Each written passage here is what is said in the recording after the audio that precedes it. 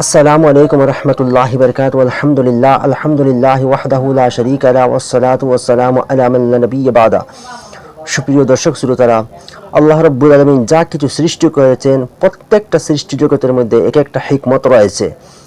যেমন মধুর ব্যাপারে রাসূল করিম সাল্লাল্লাহু আলাইহি সাল্লামের একটি হাদিস, যেটা মিশকাতুল মাসাবিহ কিতাবের মধ্যে উল্লেখ রয়েছে, বর্ণনা করেছেন হযরত আবু হুরায়রা রাদিয়াল্লাহু তাআলা আনহু। এই হাদিসের মধ্যে রাসূল করিম সাল্লাল্লাহু আলাইহি সাল্লাম বলেন, মান লাইকাল আসলা সালাসা কাদাওয়াতিন ফি কুল্লি শাহরিন লাম ইউসিবহু আযীবুম মিনাল বালা।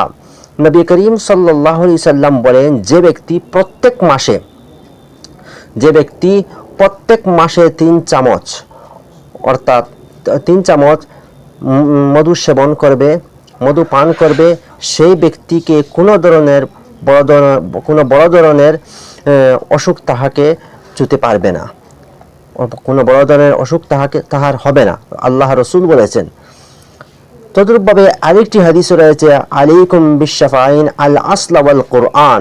নবী করিম সাল্লাল্লাহু আলাইহি সাল্লাম বলেন, তোমরা 2টা শিফা তোমরা আঁকড়ে ধরো, একটা হচ্ছে মধু, আরেকটা হচ্ছে কোরআন।